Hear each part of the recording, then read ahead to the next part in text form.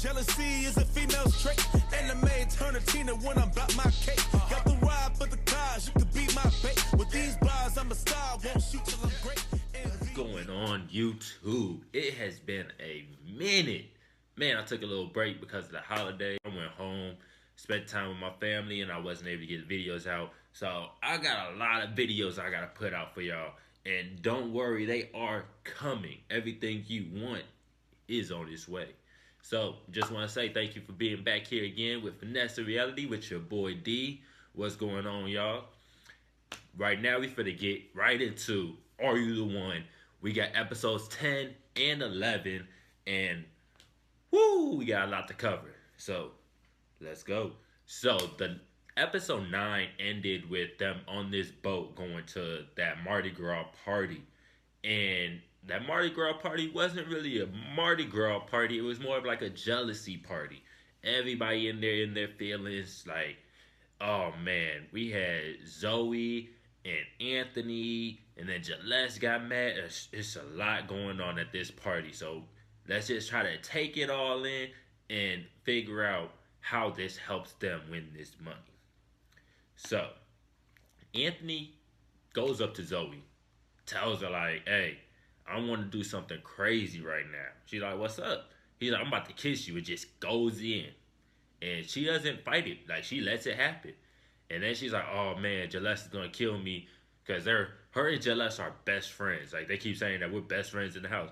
Like it's these titles and these labels that y'all throw around that make it so much harder for y'all to win this money and to find y'all connection. So many people talking about relationships, girlfriend, boyfriend, best friends, this friend, that friend, you know, red fish, blue fish, you know, just drop all the adjectives and just call it what it is. Y'all competed for some money. So that's what's going on.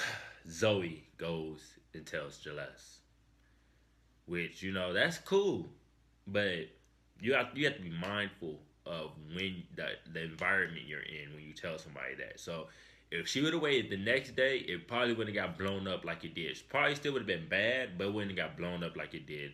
Celeste has been drinking, Zoe's been drinking, Anthony's been drinking, everybody's been drinking. So her telling her at that moment, just Celeste spazzes, goes up to Anthony, going off on her, asking him how he could do this, all that, throws a drink on him, like just spazzing. And Anthony's like, is she your match? Is she your match? Because I'm not your match. Is she your match? Why are you worried about us? Which is true. That is all very true. If I'm not your match, she's not your match. What we do has nothing to do with y'all. Even though y'all have a friendship and a liking towards each other, that doesn't mean, just because y'all friends don't mean that it couldn't be my match. So he's still saying, like, I'm going to make my moves where I need to make my moves. What I'm starting to notice, Jada's role on this show is Captain Save-A-Ho.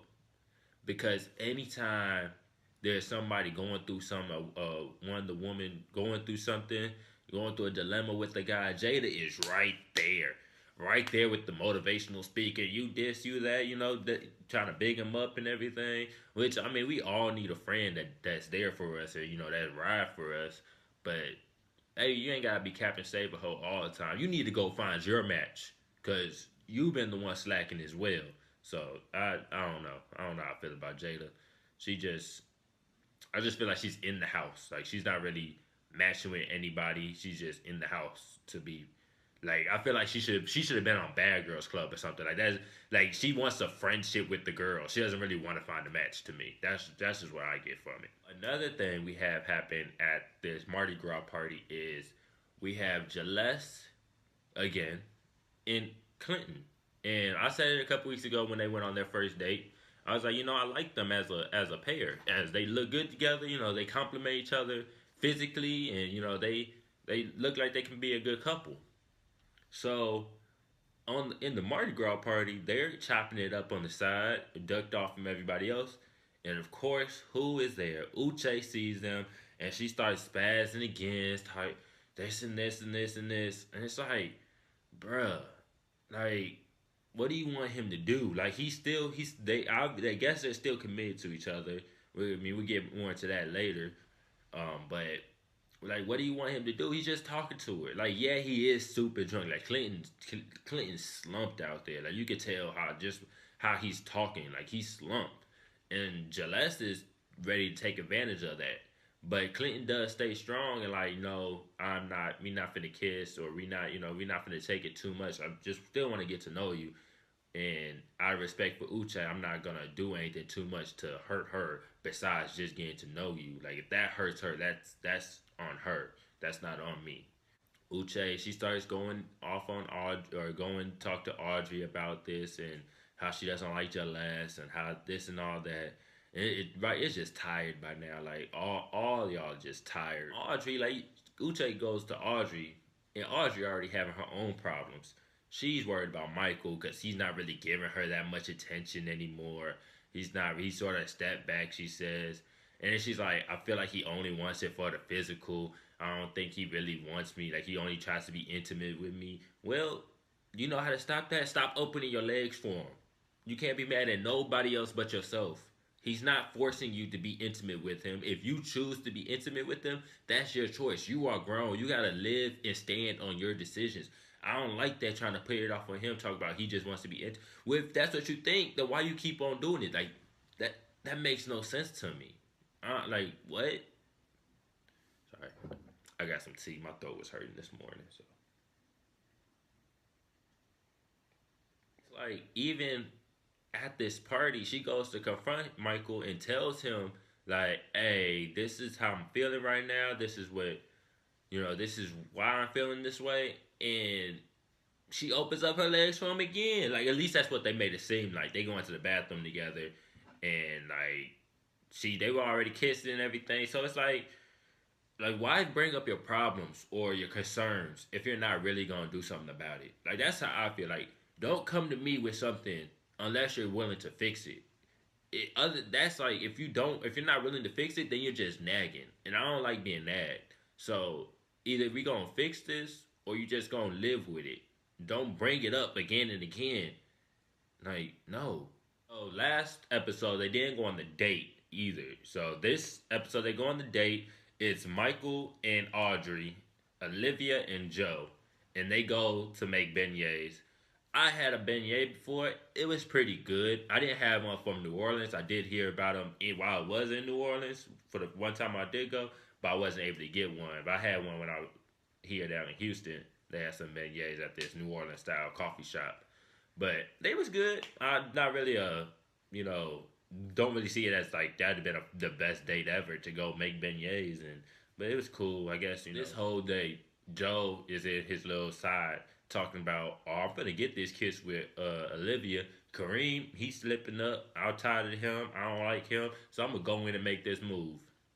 And Olivia shuts him down multiple times. Like, he tries multiple times, and one time she stuffs the beignet in his face. Like, she's like, no, I'm not doing it. And then she also mentioned how she doesn't think Joe is her match because he's too goofy. Nothing can be serious too long. She's trying to have a conversation with him about like what he likes, who he is as a person, and he has to start making jokes, has to make her laugh, which everybody wants somebody to make them laugh, but you also want somebody who's going to be able to take you serious through conversations and have a deep connection and understanding with you. And she's like, Joe isn't doing that for me, so I don't think that's my match. I agree. I still think that Joe and Zoe are looking like to be matches to me. So, Michael and Audrey get voted into the Truth Booth. That's the best bet because, like I said, Joe and Olivia, they haven't really connected. This is their first time connected. Michael and Audrey been going at it for a while since he got done with Kiana. They've been in and out of each other, and literally and figuratively. So they get voted in the Truth Booth, and of course, no match. And everybody's like, "Oh, what do we do? Oh my gosh, we're so far behind."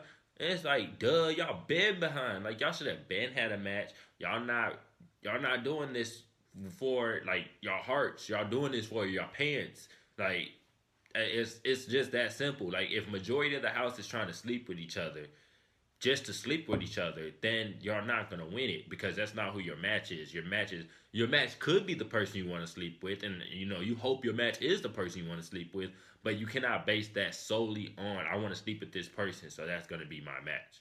So after their Truth Booth, Audrey, she's hurt. She was already already upset about, Michael just wanting to get in her pants, and she was already feeling all that. And so after the truth booth, she lays down, she's crying, she's hurt, she's trying to work through her emotions, I should say. And Michael, he couldn't wait. He he's like I said in a couple, like one of the first episodes when I was talking about him and Kiana, he doesn't look like he likes to be tied down too long. Like he doesn't mind being committed to somebody, but there's like a time limit. There's an expiration date on that, and he met his expiration date with Kiana fast because Kiana was so in his face and so clingy to him. And he met his expiration date with Audrey as soon as he seen that no match. He was like, okay, we done. And then he goes in the confessional and starts making out with Jaless. And so, like, Jaless, man, we gonna get into it on the next episode, especially on when we cover episode 11. But she was just talking all this stuff about Dee Dee a couple weeks ago, talking about her and Anthony win the boom boom room for 3 hours. Nobody goes in the boom boom room. Like, just calling her out all types of things, saying that she's a slut, all just, being real disgusting about it for somebody who didn't even do anything. And then to turn around and you do the same things that you accuse somebody else of doing, like, you just try to make yourself look better. Like, you want to put yourself on a moral high ground when it's available to you. But when it's your turn to do it, it's just like, oh, I'm living, I'm doing what I want to do. So it's like, no, that's not how this works. Keep that same energy. If you gonna call her a hoe for doing this, call yourself a hoe. I'd rather you know that you a hoe. Not saying she is, but if she called her a hoe for doing it. So keep that same energy to yourself. That's all I ask. To top it all off, not only does she kiss Michael, but she goes and tells Audrey she kisses Michael. Like, same night. I think it was the next morning. I think it was the next morning. But still, I would have, like, that's Michael's business to tell. That to be my opinion. That's, if you wanted to tell Audrey, you should go tell Michael, like, hey, I want to tell Audrey. Give him the option so he's not backdoored. Give him the option. If he doesn't do it, then you can still do it if you want to. But that's how I think the game should have been played right there. Not, oh, I'm finna go tell her I kissed him so she can get mad. Because you already know how this gonna go. Like, it wasn't nothing good gonna come of it. It wasn't a productive conversation. You already know Audrey was hurt about everything. So it was bad from the jump. I know we said a little bit about Jada earlier, but this episode, especially at the end at the matchup ceremony, she got real childish in my book. Like, she lost so many cool points for me. Because when they were at the Mardi Gras party, her and Dimitri, they were making it out. They was dancing. They was, feeling each other's vibes, I guess. Or they was feeling each other's liquor. Apparently to Dimitri, he's like, yeah, she came in and kissed me. Like, I know it take two to kiss. Like, I know I didn't stop her, but I did intend on being kissed. I wasn't really trying to kiss her. I don't really think she's my match. And that's not who I'm trying to go for. So the next day, Jada pulls Dimitri outside, and she wants to talk to him about it. Like, but she's like, I could potentially see Dimitri being my match. He's funny. He's real childish, like me. Like, she didn't say that, but that's what I'm thinking. And so Dimitri's like, nah, like that's not what it is. I know who my match is, or I know who I think my match is, and I'm going after them. I don't think it's you. I'm sorry. You cool people. Chop it up, boom, boom, go about our ways. But then at the matchup ceremony, when Dimitri's picking his match, Jada got words in the background trying to say stuff. Like, I'm confused. Like, you was just trying to get at her. She calling him all types of bitches, and like, you was just trying to say that was your match. But now you, like, unless we didn't see something from the edits and from from what they showed us, then why are you this hurt? Like, why are you not even hurt? Why are you just like, why you gotta belittle him now because he said you're not his match? He could have said, oh, okay, we see where this goes, and led you on. But no, he chopped it like, I don't see you as being my match. So I'm not gonna put that pressure on you or on me to try to find a connection that I don't think is there. I think I got a connection with somebody else. And so what it reminded me of was I just got done watching She's Gotta Have It. And it reminded me of all the street harassments and everything that go on with guys. Like the guy be trying to talk to a girl and she as soon as she tell him no, he gotta call her like, oh your pussy stank, you this and you that, you did like no, that you don't gotta do all that. Rejection is hard, but you get over it. You live to fight another day, son. Like no. So that really rubbed me the wrong way with Jada. Like I said, I'm like that just again, she needs to go on Bad Girls Club. That should have been a show. She might have auditioned for that too, or sent in casting for that too. But are you the one called first? But that's definitely a show I see her on. So this matchup ceremony, it's nothing special. They only get 3 beams. 3 beams, guys. It's episode 10, and they only got 3 beams. And it's just like, I mean, I know I said it from the beginning. They're not gonna win this money, but it's just sad at this point. Like, I'm ready for it to be over because these people just dragging it out, and like it's really sad at how bad they are doing. Like nobody has ever done this bad in Are You the One? 6 seasons of Are You the One. They're not gonna be the first season to not win the money, but they're gonna be the first season to do this bad, guaranteed. Another thing I want to point out: there was no competition this episode, and I'm disappointed because I like the competitions. I like the drama too, but I like the competitions because I like to see people compete. That's why I watch these shows for. I watch them because of the competitions. And so I really think the producers are letting us down again and again this season with how they're cutting these episodes and how they're matching up everything. Like it's a little hurtful to watch if you're into it for the competitions and not just into it for the drama. That's all we got from episode 10. We're going to slide right into episode 11 because it's a lot to cover with that too. So like we said about Celeste already, she is back looking like the most loose girl in this house. She's going from Clinton to Michael to this guy to that guy. And there's nothing wrong with it if that's the game you want to play. But like I said, keep that same energy when you talking about somebody else. Don't let what they do overshadow what you do by yourself. So just keep that same energy going. Michael and Celeste hook up.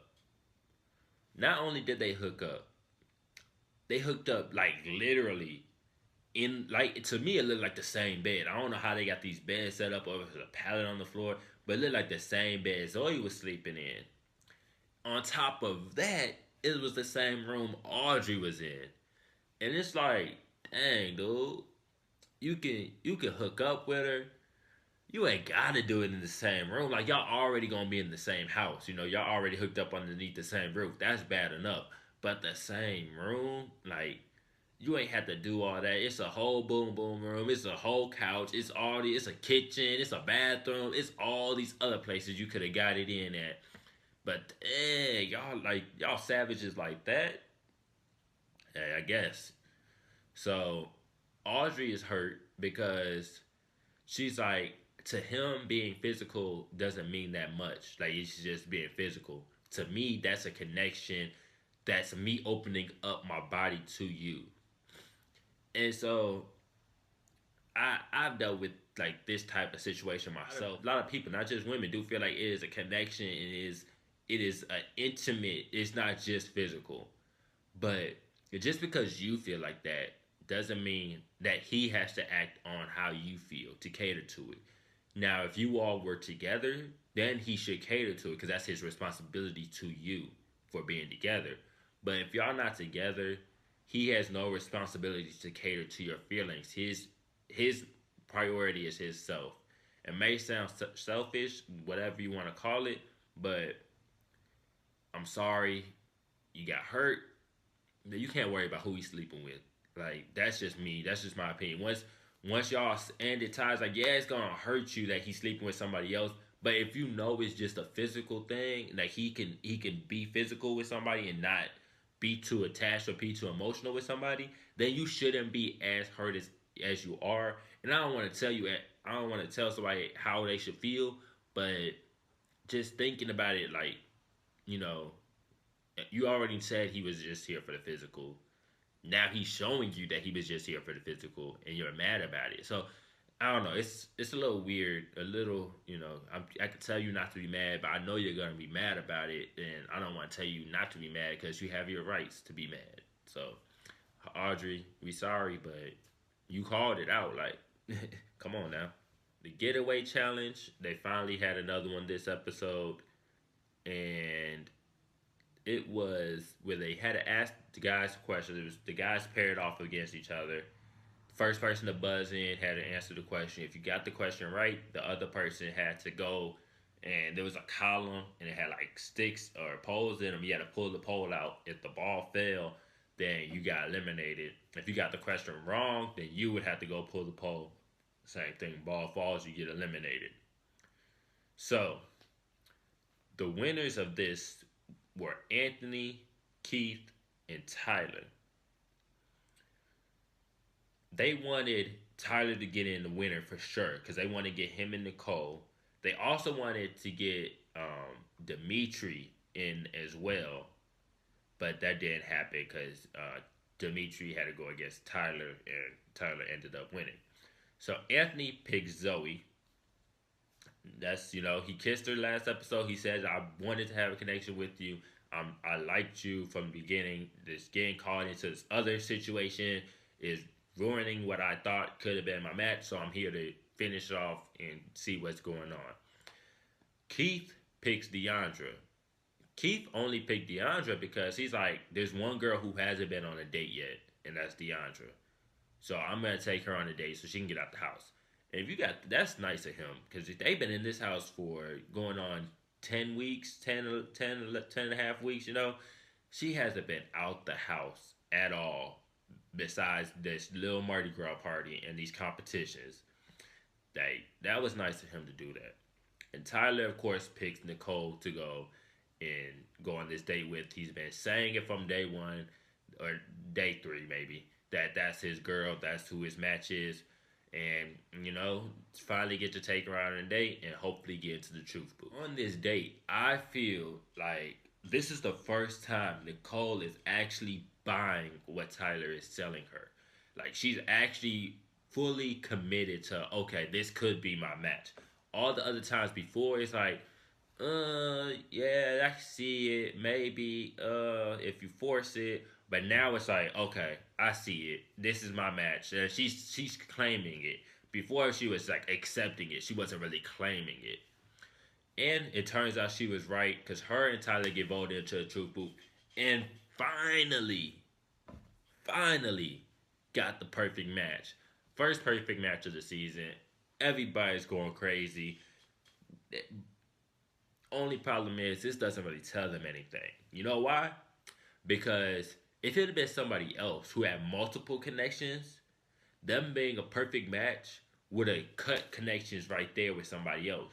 But Tyler and Nicole, they only been Tyler and Nicole. So that doesn't tell us about anybody else because they didn't have any connections with anybody else. Like, she had a connection with Dimitri, but we already found out that wasn't a perfect match. So that it's just like they were already isolated. And so it doesn't help the bigger game plan. Like, yeah, you get a perfect match and, it boosts morale, but it doesn't help the bigger game plan. And on top of that, now that y'all have a perfect match, y'all can still black out if y'all don't get new matches at the matchup ceremony. Oh, and another thing I noticed, why does Uche have a splint on her thumb? Like, what do they be doing, like, that we don't be seeing? I mean, I know they do a lot that we don't see, but Uche had a splint on her thumb this episode. A couple episodes ago, Kiana busted her leg or her ankle or something, had a boot on. And then Chad, he got this big old cut. It's been there for a few episodes across. I'm like, y'all be getting that drunk or like what be going on that y'all be injuring yourselves? Like, with 2 matchup ceremonies left, Keith is telling the house like, hey, we have to play strategy now because we know that our hearts aren't finding us the matches that we want to get. Some people are finding the matches, but majority are not. So We could throw strategy in, which is, math, and these people have been in the truth booth, so they're not matches, and they don't connect with these people. And when we had this many beams, these people were sitting together. And I even said it at the beginning of the when I started doing these videos, like I was gonna do a video of the map. I'll probably put that out after this video, just a video of my predictions of who the matchups are. This week is a finale, so I want to get that out before the finale, so I'll make sure I do that. But keep this right, because you only have two ceremonies left. This is the episode to do that, or this is the ceremony to do that. You don't want to do that on the last one, because that's throwing your eggs all in one basket. But if your strategy can help see where connections could be, that's what you need to do. Now, everyone isn't on board with the plan, which is understandable, because you think that you can follow your heart and you're like, it's going to guide me to where I need to be. I'm going to find my match the way it's intended to be done. But that's not always the case. It doesn't hurt to try something else to switch it up a little bit. The people that are really against it, they speak out. And at the ceremony, like Ethan and Chad, they both like, I trust my heart more than I trust Keith. So my heart is what's going to give me this match. But then it's like, you've been following your heart this whole time, and y'all haven't been able to get stuff done. So that's why I said you don't want to rely too much on this strategy. It's not, the strategy is not the end all be all. It is, we need to figure out where we're going and who needs to go where. Like, it's just a push in the right direction. Another thing about this strategy, people say they don't want to follow the strategy because they said that if they lose money, people are going to blame Keith. Or if they don't win, people are going to blame Keith. And Keith was like, you can't blame me. Like, even if we lose money, y'all can't blame me. We've been at this too long to not be anywhere. Like, we're still, like, they're basically on day one. Well, day 3, if you want to consider they got one match. But y'all can't blame me for nothing. Like, this is all y'all decision as well. Like, we've been doing this y'all way for so long. You cannot blame me for this. And I completely agree with him. Like, it's too late to try to put blame on somewhere besides everybody as a whole. Because you didn't find your match. But you're going to be mad at me because I was able to figure out some of the matches. Like, no, don't do that. I don't understand why Celeste has so much beef with Uche. She's like, because her and Clinton are still together, so that's causing me not to be able to find my match because I think Clinton's my match, and that's causing me, and like, she's really beefing with Uche and talking about, Uche scares me. But baby, it takes 2 people to tango. Like, you talking all this stuff about Uche, but Clinton is right next to her. Like, she's not in a relationship, whatever they want to call it, by themselves. Like, she's not in it by herself. Clinton is in it too. Clinton is not telling her, no, we're cutting it off. No. So why are you mad at Uche? Be mad at Clinton and Uche. Be mad, like, if you're going to be mad about it, be mad at the union. Don't just be mad at the woman in the situation. Like, no. Like, that's stupid. You childish. Sorry. That sort of touched my soul a little bit. Ultimately, Keith said they should be able to get 7 or 8 beams out of his plan. They were only able to get 5 beams. So that's 5 minus the one they already got. So that's 4 new beams. It's not looking good for these people. It hasn't been looking good for these people since day 1. I don't even know, like, where to start with the matches. Like, that's why I'm, like, been postponing my matchups predictions, because I don't know where to start. Like, there's no real deep connections with some of these people. Like, they're just in the house. Like, they should have been on Real World, or they should have been on Bad Girls Club, or they should have been on somewhere else. Not Are You the One? Like, that's really what I feel. Like, they really just wanted to be on TV. They didn't really want to get the love or, the connections with somebody. So, next week is the finale. Dare I say it, I'm ready for it to be over. But I'm more ready for it to be over so Audrey the One Second Chances can come on. Because like I said, that's more competition, better competition. And I really watch these shows for the competition with the drama on the side. Not the drama and the competition on the side, which I felt like this season has been. So we'll have The finale's next week, and I don't think they're gonna win the money. I don't know if y'all think they're gonna win. I don't think anybody can think they're gonna win the money at this point. And if they do win the money, I need something the producers had to do something if they win the money. Like, there was no way they should be able to find out all these matches at the last second. Like, no. But again, guys, thank y'all for joining me. Look forward to seeing y'all next week. And don't forget to like, comment, share, and subscribe. And once again, my name is D, and keep on finessing.